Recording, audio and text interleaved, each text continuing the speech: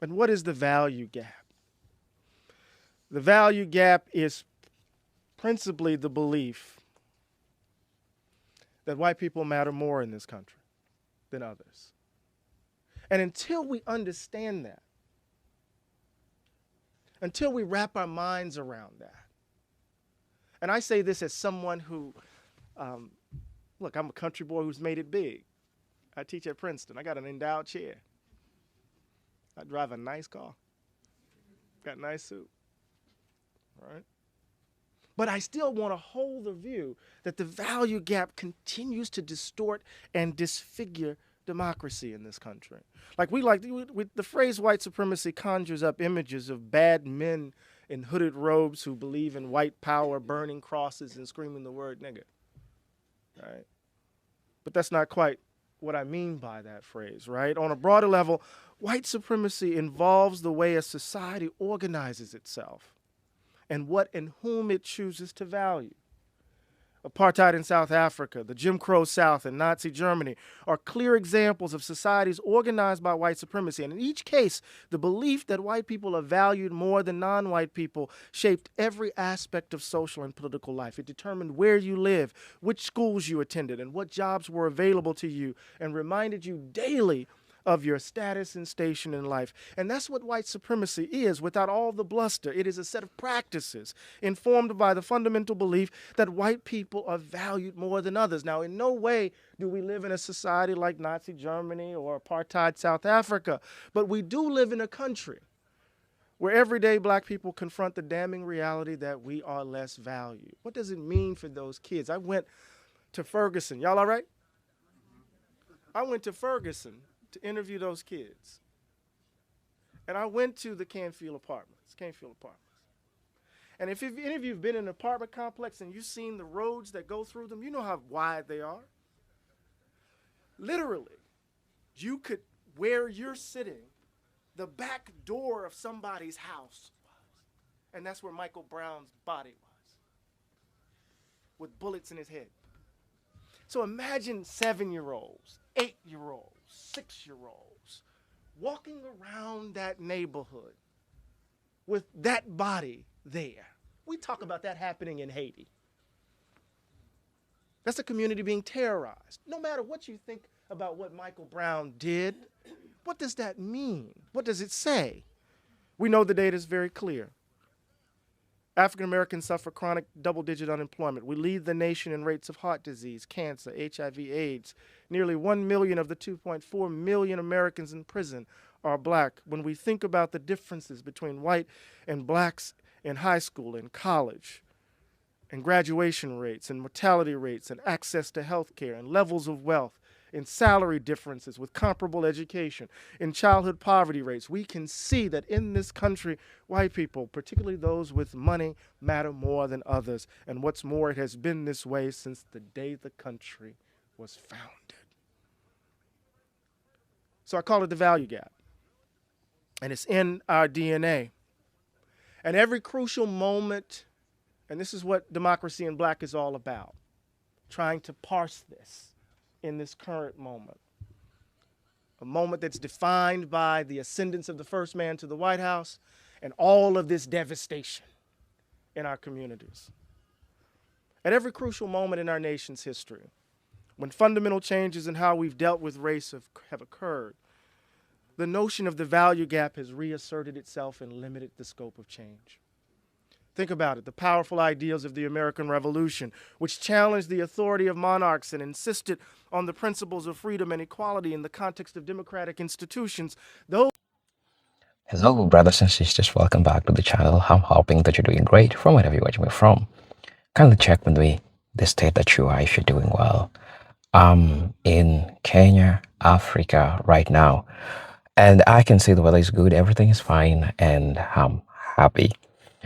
But I think we have something to talk about that is really, really important, because today I'm seeing a lot of resentment when people try to talk about the state of Black people across the world and specifically in the United States. You know, in the past, Black people used to go through a lot of things, and some people will come and say that things have changed for black people. At least we are having things that black people were never capable of having, but right now they have it. You can name it all. Black people can now go to education. At least the educational disparity is not as much. The gap between white and black people is not as much that wide as compared to in the past. But does that really mean that things have changed for black people? I don't think so, right? Because you'll get to understand there are a couple of things that are still fundamental to black people, and they're still not getting the most important things.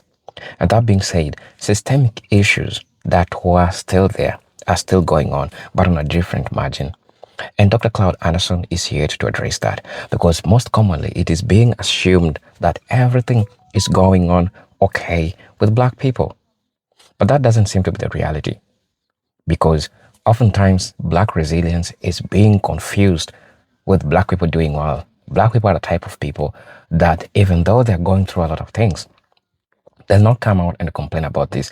They have their own ways of combating all these problems that they are facing. And so there are a couple of systematic things that are still happening in the United States, across the world. The world is crazily, people are crazily against black people. Even black people are crazily against black people themselves. And so there are a couple of things that we need to talk about. These things, we need to solve them. And so, as a black person who was trying to listen to Eddie Cloud, he is a black professor, and it really talks about systemic issues that are still going on in the United States. And I think it's imperative for us to look at that in the most critical form we can. I learned a lot of things while I was listening to Eddie Cloud's speech, and it's really, really important that I share with you this speech because it speaks a lot.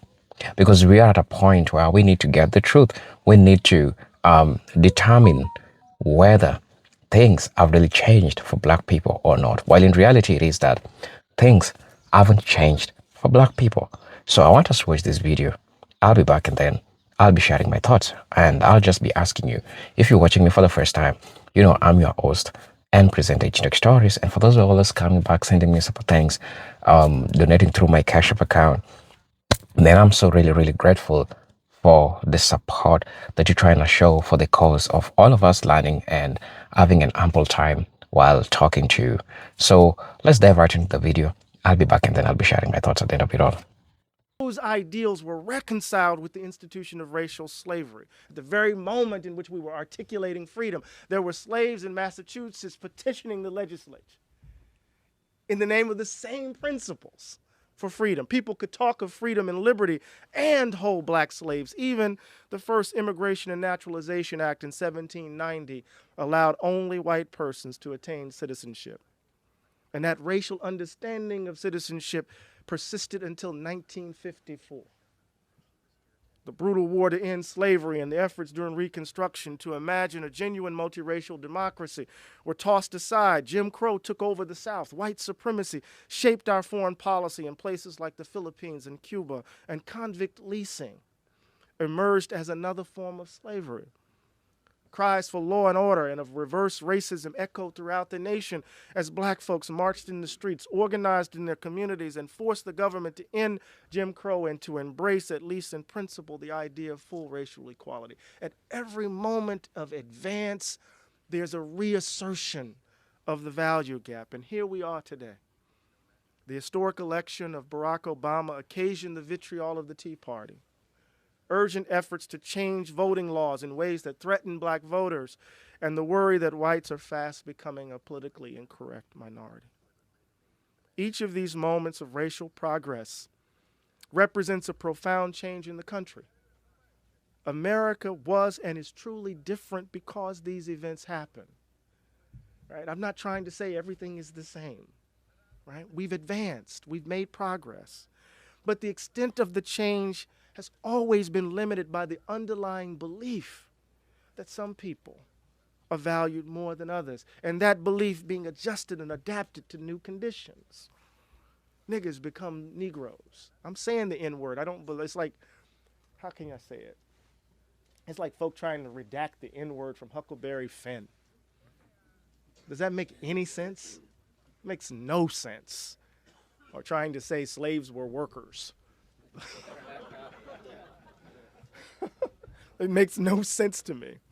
Blatant racism became demands for states' rights, and whites became one ethnic group among many. Black people, according to these new stories, were now dependent on government handouts and affirmative action, lacking individual initiative and self-reliance. Mass incarceration became the answer to calls for law and order. With each step forward, equally powerful forces pulled the nation back in the direction of the status quo. And this is what I mean, this is what I think people mean when they say things haven't changed. They don't mean that, we're just like, it's just like it was in 1960 or 1860. Right? Folks know that's not true. My dad couldn't go to Princeton. Right? Now I'm a professor at Princeton. I mean, I would be silly to say things haven't changed, right? But what hasn't changed, right, is the value gap. What hasn't changed is the value gap. I'm going to make a transition really quickly, and I'm going to open it up for some conversation. Is that good? Is that okay? It's that black preacher in me. Americans like to believe that we live in a special country, that the American Revolution introduced democracy to the modern world, and that we are free to pursue our dreams in a religiously tolerant society without the burden of rigid class distinctions. In the United States, people can worship wherever they want to, or they can choose not to believe in God at all. Lords and knights don't exist here. And poor people, if they work hard, can escape poverty and even become rich. The amazing bounty of our lands and natural resources, according to that story, also set us apart. It's as if God placed his hands only on us. As the patriots of the Revolution put it, quote, "With the Revolution, God has shown that the United States of America are his vineyard, the principal seat of his glorious kingdom," end quote. So in this view, America is an exceptional place, a chosen nation charged to redeem the world. But to believe this requires that we ignore our history. Even as America was imagined as a new Israel, many black people saw it as Egypt, a democracy with black slaves.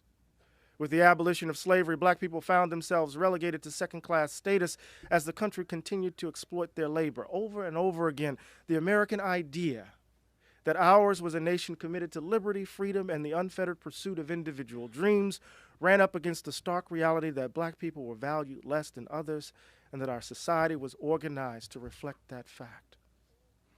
And then we tell a story, in effect, that follows from that. I'm going to pull up from, I'm a big fan of Ralph Waldo Emerson.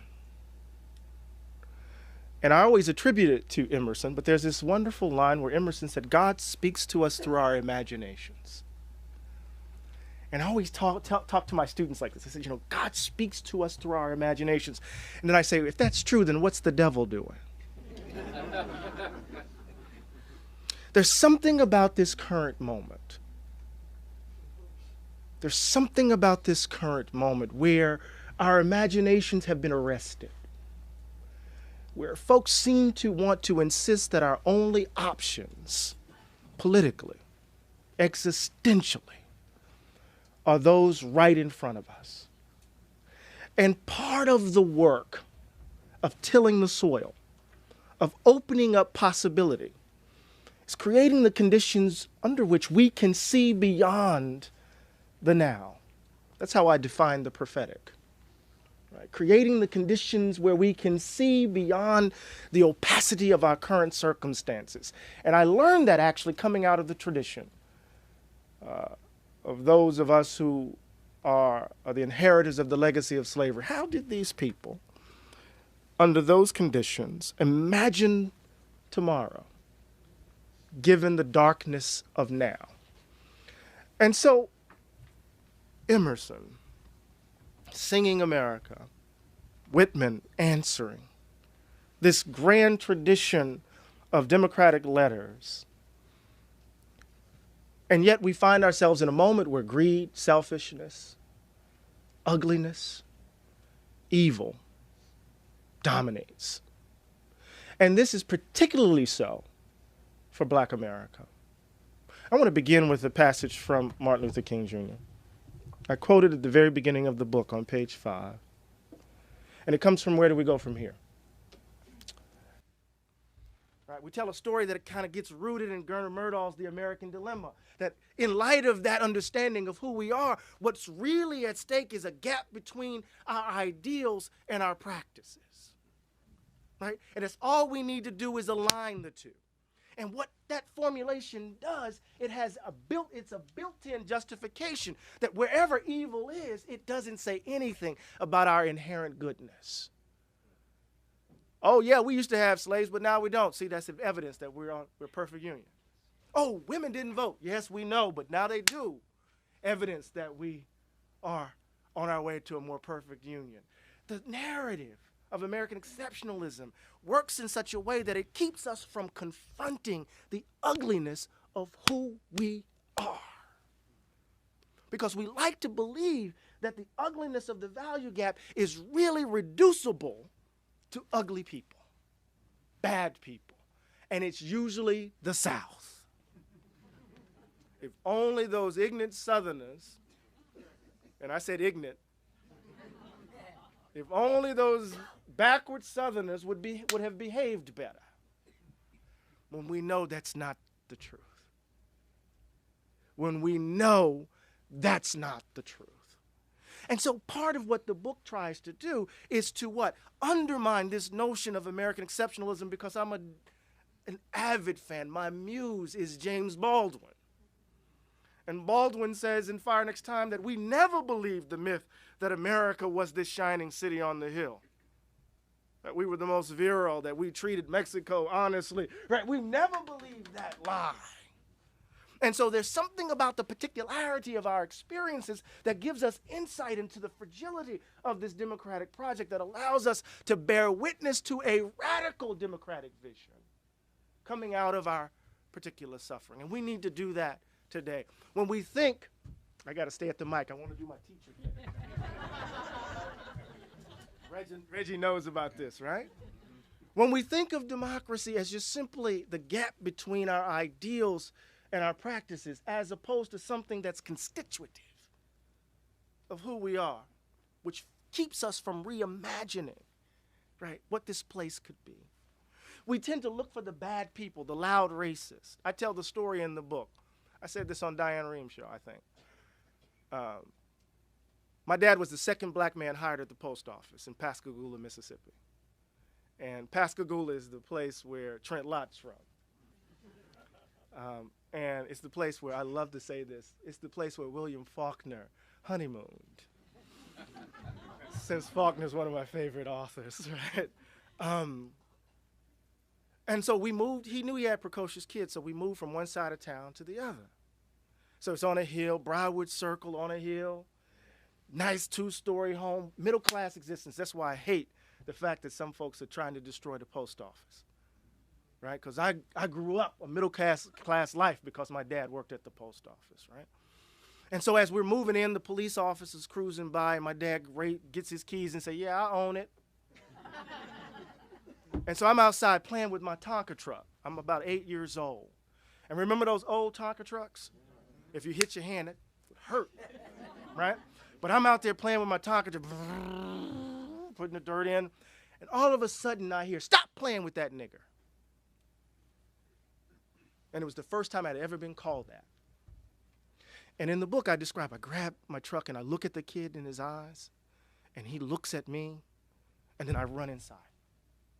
And I tell my dad, and my dad is a unique black man, right? Just put it this way, when kids in the back of the house shot out the back window with a pellet gun, my dad responded with a 12-gauge shotgun and blew off a limb of their oak tree and said, shoot back here again. Right? So I tell him this, and he just looks, and you could see his past engulf, just flooding, just coming down on him, and he runs outside. Now, typically, we tell the story of American racism at that moment. An innocent child is wounded by an adult saying something as mean and as ugly as that, and that child has to spend his or her life working diligently to prove that he or she is not that, right? James Baldwin says, whatever the Negro problem is, the Negro problem is trying to raise a child in a context in which a world despises them.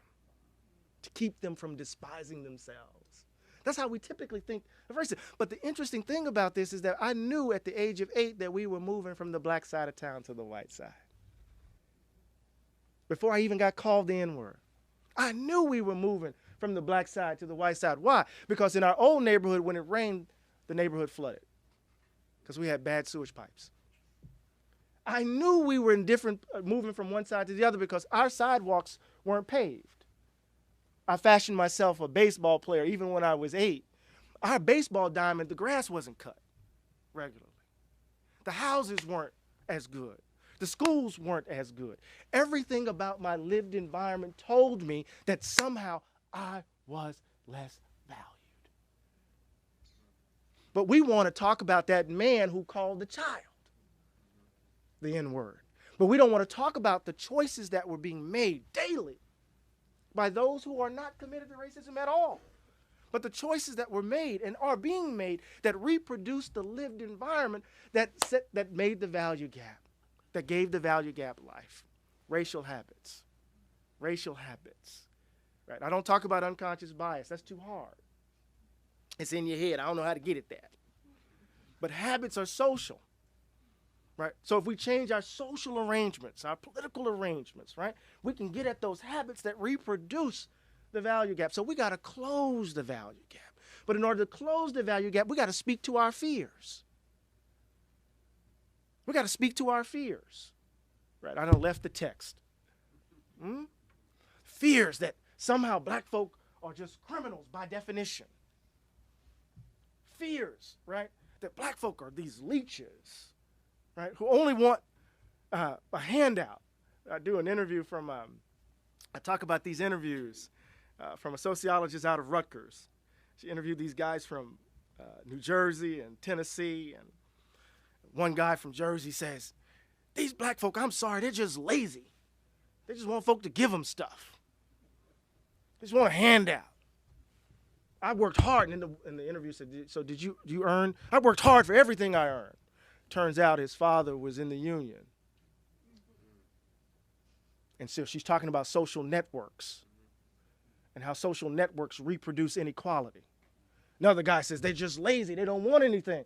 Turns out his friend gave him the test with the answers. So how opportunities are naturalized as hard work, individual initiative under one circumstance, and the lack of opportunity is read as what? Failure. Failure, right? How do we get at these fears? That somehow racial equality is a zero-sum game, that if we actually reach for it, you got to lose something to give to people who are undeserving.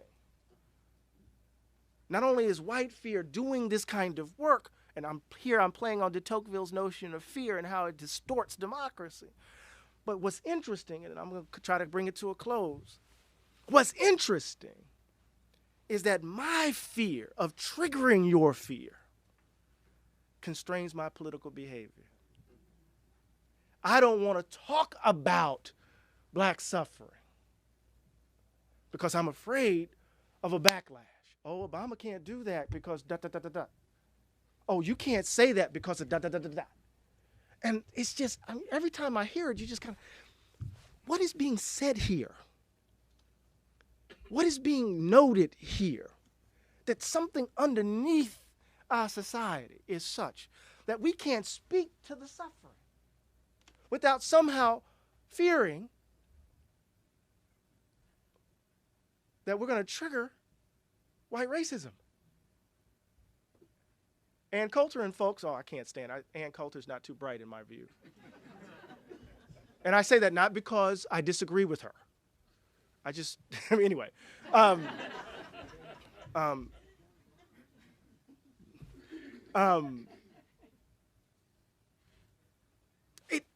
It constrains our political behavior. There's a line that I use in the book, and it's one of my favorite quotes from Malcolm X. I'm going to say it in Politics and Prose on film. And he said, stop sweet talking. Tell them what kind of hell you've been catching. And let them know if they're not ready to clean up their house, they shouldn't have a house. it should catch on fire and burn down. Now, I'm not trying to burn anybody's house down, but the frank speech, we're in a moment where the crisis is such. The crisis is such that we're losing generations. I don't know how we're going to get out of it. The only thing I think we have to do is that we have to have a strategy in the streets, a strategy for the ballot box, and a strategy in the courtroom. And so what I call for is a revolution of value. It's my re-invocation of what Dr. King calls for in Where Do We Go From Here? In response to militarism, materialism, and white supremacy, Dr. King says we need a revolution of value, right? And my understanding of that is that we need to change how we view government. This story that big government is bad, I think is wrong, right? The government has a role to play, right, in ensuring the ideals that define our collective union, our collective aspirations. I think we need to change how we view black people. But in order to change how we view black people, we got to change how we view white people, right? There has to be an active and critical engagement with the idea of whiteness and what it accrues. And then lastly, we're going to have to change what ultimately matters. And here I think Occupy is right on. Right? We have to challenge at the heart an economic system that believes that there are people who are disposable. Right? So what democracy in black is all about is a re-invocation, right, under present conditions of a tradition that has always been, right, about this question of democratic life. And what is democracy in black? It's the efforts and actions of black people along with others to make real the idea that this is a country of the people, for the people, and by the people. And the way we do that is by challenging the very notion of who the people actually are, by resisting the idea that this is a white nation in the vein of Europe, by making us uncomfortable, by putting our bodies on the line. So I go and talk to the kids in Ferguson. I go talk to BYP 100. I go talk to the folks in North Carolina who've been organizing, struggling. How will we change our politics? Right? Well, the first thing, going back to the beginning, that we have to do is to unlock our imaginations. We have to see what the devil has been up to. Right? We have to open ourselves up to the possibility of a new way of being in the world. Oh, it's a romantic notion, right? That we can be better. But we have to look the ugliness of who we are squarely in the face if that is to happen. So let's have a conversation. Is that good? Is that all right?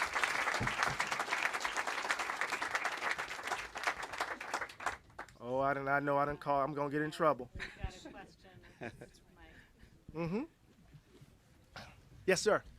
Okay. I'd like to thank you for your efforts in the book to remind us of this journey that we have. But I think of Jesse Jackson, who said that we African Americans are living with the illusion of inclusion. And then I read the book Two Nations, Black and White, Hostile, Unequal, and Separate by Andrew Hacker. Yeah. So it seems to me that African Americans are in denial about these two nations. And it seems to me, so long as we're in denial, we're going to trip up every time because we're assuming that this thing is okay, but it's not. So it seems to me, don't you think we should be teaching our children this idea of two nations and what it means so that our children will know how to confront these types of actions when they encounter it? And hopefully they won't be as stressful as many of us are now because we don't realize that this thing is on 24/7 and that the majority is reproducing generations that would continue racism for decades to come. Right. Okay? Well, so what I'm trying to do, and thank you for your question, I don't believe that the idea of, or the reality that there are in fact two nations. In fact, that might be, it might even be more problematic than that if we were to take in terms of privileges, but in terms of class.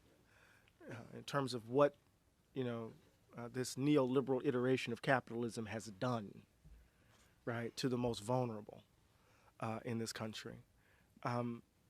So I want to concede the initial move. How I understand it, though, is not to think of it as that which will be and forever will be. That it can actually be changed by our actions, but we just have to offer an honest description of it. So I'm trying to get to your point. So what I do with the value gap, right, is try to describe how that very world is produced, right? And so if we understand the value gap as the belief that white people matter more than others, and that belief isn't reducible to actual acts of prejudice. That belief is evidenced in our social arrangements, our political arrangements, and our economic realities. So then we can understand it as it worked, and then we have to figure out how we're going to close it, right? So if we understand how the value gap organizes our social world, right, we can then socialize our children in such a way that they can mobilize efforts to respond to it, right, as opposed to just simply assume that it's oxygen, that they have no agency in relation to it. This is what disturbs me about the Coates book. Right? There's a way in which Ta-Nehisi describes white supremacy that you don't know how to muster the resources to respond to it, right? Because it's not. It doesn't just seem to be a practice. It functions almost like an ontological fact. It's like air, right? And I don't want that, right? I don't want that because so when Ta-Nehisi confronts his son, right? After the non-indictment of Darren Wilson, right, he just tries to give him the resources. Well, you just got to struggle and keep questioning. My son's at Brown, right? I'm a Morehouse man, and he just wouldn't look at Morehouse. He's at Brown. On the day I got a phone call, I tell this story in the book, and I'm going to be much quicker with the answers. I got that look. You said, that glare. I got to tell this story though. On the day that on the day I was elected the president of the American Academy of Religion, the largest body of scholars of religion in the world, I received a call from my son. So he was doing an assignment for his urban studies class in a rich park, in a rich neighborhood, white neighborhood in Providence. Police cruiser drives by, looks at him, hits a U-turn, pulls up on the side of the road, on the side of the sidewalk, clicks the lights, gets out, hits him in the face with the flashlight, hits him in the feet, looks at the bushes, and my son says, "Officer, can I help you?" The officer says, "Who are you and why are you here?" That's all he said. "Who are you and why are you here?" This is what he's telling me on the phone. And he says, "I'm a Brown student and I'm doing an assignment." And the officer said, "Well, the park closes at 9 o'clock. And my son says, well, yes, sir, I know, it's only 7:30. And as he says that, the officer's partner comes around the cruiser with his hand on his weapon. And they both lean into him and say, "The park closes at 9 o'clock. So my son puts his hands up, taps his girlfriend and says, "Officer, we don't want any trouble." And he leaves. That's my only child. Now, in that moment, if white supremacy is oxygen, if it's like air, what do I do? So I said, no, I'm angry because I could have lost my baby. It's my only child. And I said, because I didn't want it to go inward, I wanted to figure out how could it go outward. And so I said to him, imagine if you lived in a different zip code, how often that would happen. Trying to get him to begin to see that moment, right, in the context of structural realities that reproduce the encounter. Does that make sense? So part of what the value gap is all about is how we orient ourselves to changing the very world that you've just described. And I'll be much briefer moving forward. You know I'm not telling the truth. Is this microphone on? We can hear you. Just talk. Okay. My name is Virgil Young. I'm from Washington, D.C. been coming here for over 25 years. This is the best presentation I've ever been. My wife's a librarian. She brought me here. You knocked it out the park. Thank you, I'm man. buying a book. Quick background on myself. I'm a disabled vet, airborne paratrooper, tank platoon leader. Airborne paratrooper, 2 master's degrees, cancer survivor, Amen. and I've actually met a Ku Klux Klan person in Fort Knox, Kentucky. So Right. that goes to your police thing. So the idea, though, is that it's not just white people who give black people a hard time. It's the white supremacy. I've been discriminated by Nigerians, Asians, Indians, other blacks. That's the part of the value gap, is the permeation of the white supremacy and how other groups perceive, particularly African American males. And how African Americans perceive African Americans. Yeah, African Americans, exactly. So, the way we can solve that is focus on behavior. Create brand new organizations that focus on behavior, not categories of people. Like, for example, the mayor of New York, I don't even know how to De Blasio. Yeah. Right. Okay, here's a gentleman who obviously doesn't care about color. He's focused on behavior. So regardless of what color you are, what are you exhibiting functional behavior or dysfunctional behavior? Okay, Donald Trump is very rich, but he's exhibiting dysfunctional behavior. You can have a homeless person who helps another homeless person, Right. and that person can exhibit functional behavior. So you can have a whole continuum of people in different stations of life, and they can either exhibit functional behavior or dysfunctional.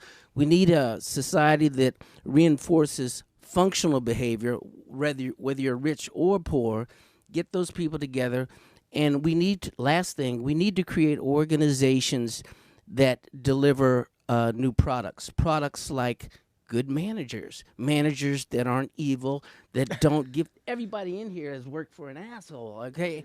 So, boy, wouldn't it be nice to have a manager that was a nice person, that cared about you, get professional development, get a pool of great managers, and then say, hey, look what we have here. So we need to build new organizations based on functional behavior. Thank you so much. I think there's an emphasis on decency.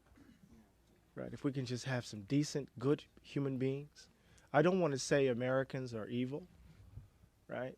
But I do want to ask the question, given all the suffering and the willful blindness that we exhibit in relation to that suffering, are we fast becoming a nation of monsters? But I do want to say it's not just simply individual behavior. As you rightly note, it's also structures. Right? It's also structures. But that's a longer conversation. Yes. Professor, thank you so very much for your presentation. Thank you. I know it's in the water in Flint, but what was in the water in Pascagoula? I think that what you said is very marvelous, but I have a problem with what you're saying. Sure. And it seems to me that if we really look at things carefully, white America is in great denial and practices deceit. How do people who practice deceit confront themselves in the way that you're talking about when fear is so prevalent? Yeah. That's what I hear in the Donald Trump people. Is those are fear people. Yeah. They're people who really don't have the ability to look at themselves honestly, but they perpetuate myths and they engage in denial. I don't know what you're talking about, brother. No, I hear you. That's real. That's real, and we have to make that known. What was in the water in Pascagoula? Mississippi is a metaphor for America, Richard Wright said. How can I put this? I tell my students all the time that when we normalize nonviolence as a response to white supremacy, we lose sight of the miracle of his invocation. And one of the great scandals, and Baldwin said this, one of the great scandals of black life is something that we often fail to admit, and that is that for the most part, a lot of black folk don't like white people. And we have a reason not to. We're very skeptical. As Baldwin say, why should I risk my life that you're going to be human today? And so I'm trying to give an account of that, of the what you voiced. But when I was on the Diane Rehm show, just a couple of days ago, there's a brother who called in from South Alabama. And I figured he was probably from Grand Bay or Mobile, because I grew up on that I-10 corridor. And he said that he was part of forced busing, and that he encountered, and he's a white Southerner, and that he encountered a side of town that he didn't know even existed. And what he began to what he gave voice to, in light of that experience, gave me hope.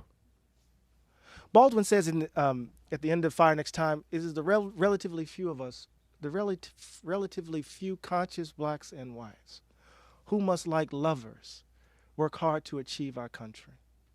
He's not saying it has to be all of us, right? It could be us in this room. Us in this room, and we can do the work. But to me, I have to have that faith. Otherwise, I'm going to drink too much Jameson. I got to have that faith.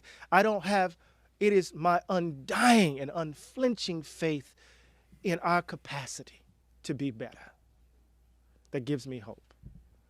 But I'm not naive. I get a line from Du Bois's Souls of Black Folk of the Passing of the Firstborn. It is a hope not hopeless, but unhopeful. All right? We got to do the work. We got to do the work. Yes. Thanks for doing this again.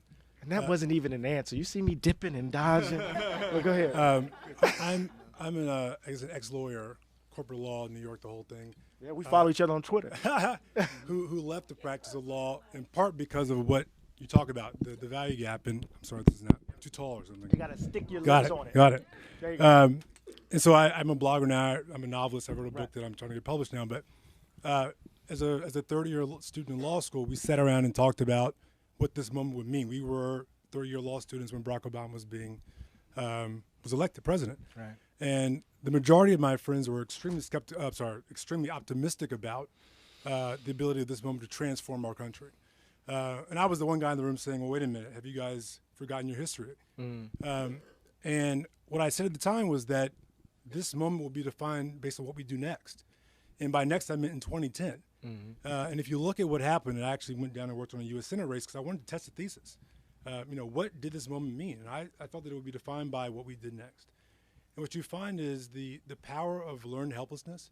That is, if you hit a dog enough times, they're going to stop coming back. You have to, at some point, understand that people are just sick and tired of being told no, or that you can't do this, or your actions won't matter. And in 2010, we found that black folks who just come off of voting in record numbers just went back to business. Right. And they kind of bought back into kind of the status quo's interpretation and narrative about what it means to be black in this country. And so I guess 8 years later, we have that lesson. I guess the question I focus on, you focus more on kind of, I guess, changing hearts and minds. And I guess my question is, or my focus is more on taking action ourselves, right? No, absolutely. By voting. Right. It's very simple, but how do you get people to do that, right? I mean, it's such a simple concept, right? If you vote, you can change the Congress, right? Barack Obama didn't do much because he didn't have any help. He doesn't make the laws, he enforces the laws.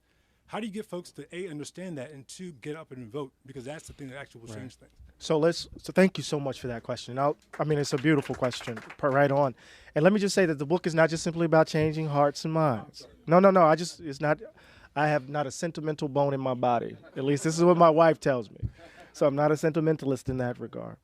Actually, I think you're absolutely right. I think ever since Seattle with WTO, right, there's been organizing going on in the United States that gives me hope. So there's Seattle, WTO, there's the anti-Iraq movement, right?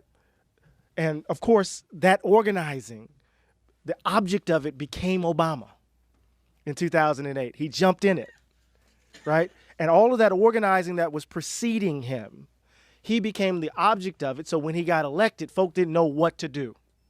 They got demobilized. And then all of a sudden we get Occupy, right? That energy shows up again. And then Occupy, Zuccotti Park, right? And then Black Lives Matter, right? So there's organizing going on the ground in very interesting ways, and politicians have been trying to navigate it, figure it out, at least on the left, right? Obama, I don't want to say he deployed that energy in particular sorts of ways that has now, that energy has figured out his limitations. I'm being trying to walk around some things, right? And so now what we see is organizing at the local and state level that's going to really have a fundamental impact, right? Bernie Sanders' campaign isn't something that just showed up, even though the mainstream media will let us believe that it is, right? This is Occupy energy. This is grassroots organizing energy. I just don't want us to get caught up in the 4-year election cycle or the 2-year election cycle, right?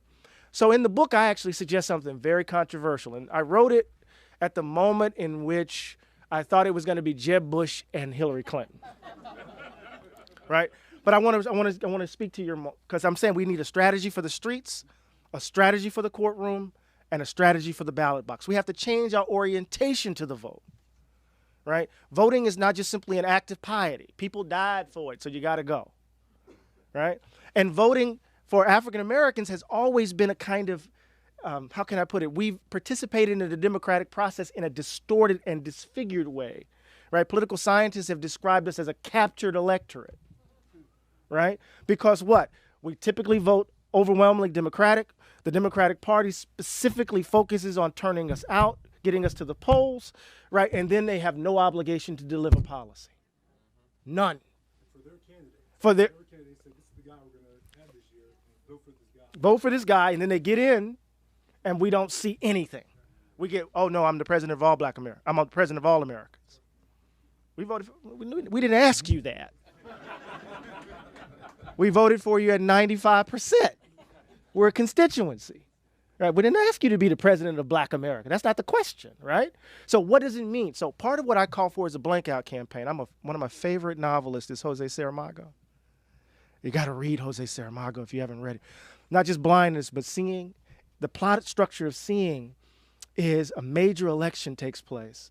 There's a massive turnout. They count the ballots, and 80% of the ballots are blank. And they say, oh, what happened? So they run another election. The same thing happens. So what happens is that the voters use the democratic process to engage in a bloodless revolution. They say these choices aren't our choices. So what happens if Black folk turn out in historic numbers without Obama on the ballot? Where all the grassroots organizing that's taking place, right, organizes around the election cycle to create what I call a civic power outage, so that we can reboot our relationship to the democratic process. We turn out, right, in large numbers. This is long-winded, but I got to get this out. It's in the book. We turn out in large numbers, but we vote down ballot, right? Local, school board, city councils, the district attorneys, right? State legislatures, gubernatorial seats. But when it comes to the presidential ballot, we leave it blank. I don't know, that's scary, but we leave it blank. We leave it blank. And what does that do? Two things. One, it says to the Democratic Party, either you come serious or don't come at all. Two, it says to the Black political class, you're not going to get GOTV money. Like, get out the vote money. You make your living delivering us like we're cattle chewing cud. We're going to disrupt how you function, right? And we begin to reimagine democratic politics beyond the 2-year, 4-year, election cycle. So this is a provocation. How do we change the game? How do we change it? I'm not saying don't vote, because that's how it gets interpreted. That's not what I'm saying. How do we change the game, right? And then I say to my colleagues who ask me, well, are you ready for a Trump presidency or a Cruz presidency? And judges? Mm-hmm. And judges? And then I say, are white people ready for a Cruz presidency? Are white people ready for these judges? If you're not, then come correct around racial justice. You see what I mean? Why is the burden on these shoulders? It's dangerous. It's a provocation. I wrote it when I was drinking too much Jameson, but go ahead. Two more quick questions. I'm sorry. Well, I hear you, and my wife, who's here, constantly chides me about the strategy that we had in 1968 not to vote for Humphrey or Nixon. I voted for Mickey Mouse, and the country got Richard Nixon. So I'm not sure about that particular strategy. I hear you. I hear you. Yeah, and I'm constantly hearing it today, umpteen years later. Anyway, I'm glad that you mentioned Gunnar Myrdal, because you don't mention him in your suggested reading. Yeah, my editor wouldn't let me. Well, that was one of the most important books of social science in the 20th century. The American Dilemma, the Negro Problem in Modern Democracy. Right. Okay?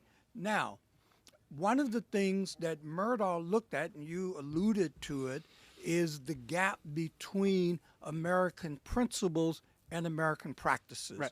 That's one of the things that You got that's one of the American principles and American practices, the gap. That's one of the things that Martin Luther King and the Civil Rights Movement was able to play on, to get the United States to live up to her principles. Okay, now, you speak on page, if I might, just got text. 201 here. What page? 201. 201? Yeah. I like this. Oh, this is well, Reggie, you know about this, don't you? And of course, Gunnar Myrdal also said that it wasn't a black problem, it was a white problem. You're saying the same thing, but the way you say it, if we are going to change how we see black people, white people, and only white people can do this, we'll have to kill the idea of white people. Do you really think white people are going to give up their privilege? No.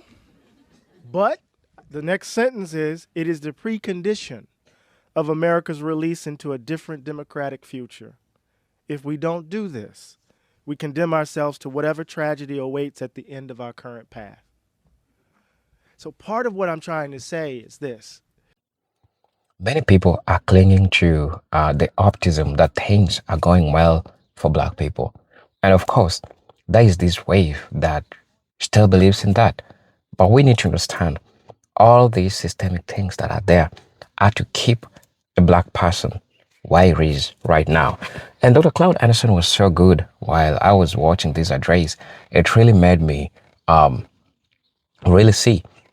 And it taught me that indeed black people are so much resilient, which oftentimes it's being confused with black people doing well. But of course, not all black people are doing well. Exemptionally, we have black people that are doing well exemptionally across the world, right? But not all of them, because there are those inhibitors that are still there, that are still put to make black people what they are today.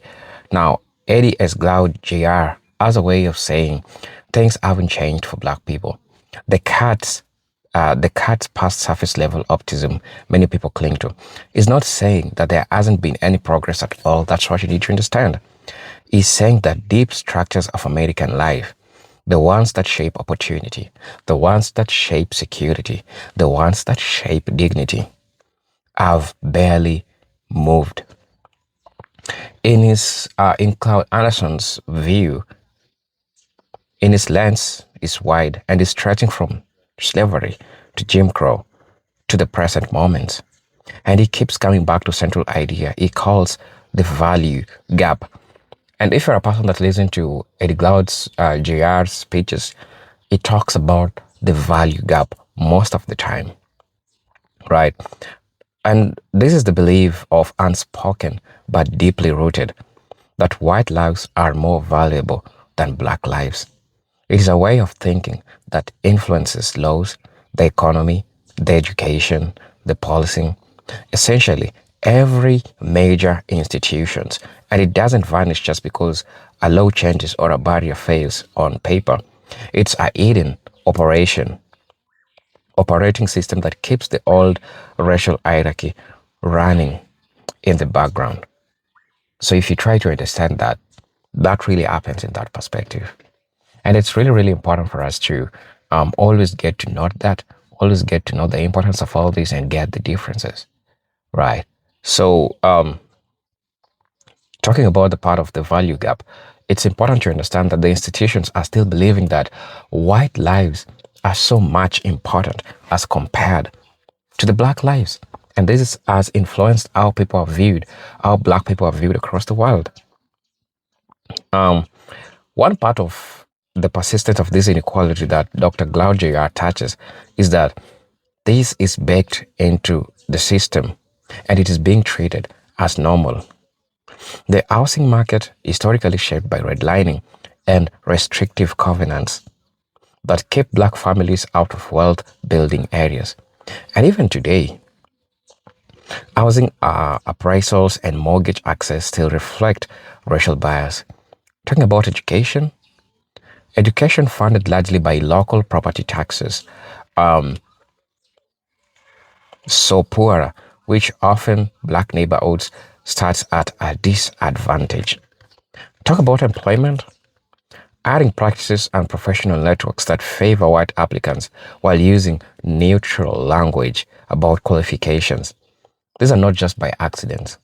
They are updated, polite faces of a long historical exclusion, and that's what happens. Right. Um, Talk about policing and criminal justice systems, which are, for Dr. Cloud, he says that some of the clearest examples of our past lives are on this present, from the slave patrols of the 18th century to Jim Crow era, enforced to modern broken windows. Policing, the pattern is the same. Black bodies are treated as problem to be managed, surveilled, and controlled. Blau doesn't see police brutality as a random failure. He sees it as a logical outcome of a system um, that has recognized black people's full humanity. Mass incarceration follows the same logic. Disproportionately arrest and sentence black people, strip them of voting rights and economic opportunity, and then claim the system is colorblind. So black people are being surveilled. They just wait a problem to happen in the black community so that they can say, you see, again, it's a black person. And it's crazy that they have employed even black people that look like me to talk against black people that also look like me. And so this is crazy that we need to have a platform to address these issues, that because they're always waiting for black people to fail so that they can come and talk about all these issues. If you get to understand what I'm trying to say. Also, you need to understand that Glaude is equally critical of political leadership that celebrates symbolic victories while avoiding structural transformation. He has publicly changed both Republican and Democratic leaders, and he didn't shy away from critiquing Barack Obama for not going enough to tackle the economic and institutional roots for all racial equality. For him, that's representation. Seeing black faces in high places is most important, but dangerously incomplete if it isn't paired with redistribution of power, wealth, and opportunity. Without that, we end up celebrating diversity while the underlying systems remains untouched. Right. So we also need to understand that part of the story. Also, a major part of his work is also about the cultural mindset that allows all to this to persist. And it draws heavily on James Baldwin idea, the lie, the nation myth that America is inherently fair and equal, and that racism is just occasional deviation from the norm. And Dr. Cloud says that these lies seeps into everyday's life, in what is taught in school, in who gets sympathy when tragedy strikes, and in what neighborhoods get investments or protection. If the country clings to this history, it will never confront the depth of the problem. So changing the culture, changing the stories we tell about ourselves is just as important as changing laws. Also, you need to understand that in history, according to Cloud's eyes, isn't just a subject to memorize. It's a tool for seeing the present clearly. And if you understand that the dispossession of black land, labor, and political power wasn't accidental but deliberate, then you start to see how today's inequality are also deliberate in their outcomes. Even if the methods are subtler, this is why Glaude's speeches often weave between past and present, not to dwell on injustice, but to make sure people see through line that connects slavery to redlining, to today's school funding gaps or wealth disparities. Um, Also, he doesn't just diagnose the problem, right? He purchases for practical change. And you remember that Glaude talks about building strong local institutions in black communities, fighting for fair housing laws with teeth, reforming labor laws to protect and empower workers, and overall the criminal justice system from policing to sentencing. He is skeptical of one and done solutions and emphasizes that democracy requires ongoing organization participation, not just voting every 4 years. That means civic engagement, grassroots organizing, and creating spaces where communities can shape their own futures, right? Um, There's also an emotional and ethical dimension in his work. Glaude knows that to fight systemic racism is exhausting, and he warns against shallow optimism that ignores the pain and grief of living in such a system. Instead, he talks about cultivating a moral courage, the willingness to face the truth about America and still work to make it better. This is where he sees hope, not as a blind faith that things will fix themselves, but as the hard, sustained work of building a society that finally treats all lives with equal moral worth. So, so when Glad says that things haven't changed, it's not just making complaints. He is issuing a challenge, and he is telling us that until we address the value gap, until we tackle the system that quietly reduces inequality, we'll keep cycling back to the same conversations every generation. We'll keep cycling back to the same conversations every generation. The choice, as he frames it, it's so clear. Keeps pretending the problem is mostly solved, or do the slow, unglamorous work of dismantling the structures that keep black people locked out of the full promise of American democracy. For Glaude, facing that truth is the first step towards real transformation. So really, I want to know what you feel about this video. As you know, I'm your host and presenter, Tech Stories. Until then, I'm hoping to see you in my next video. Peace, love, and harmony. Salute.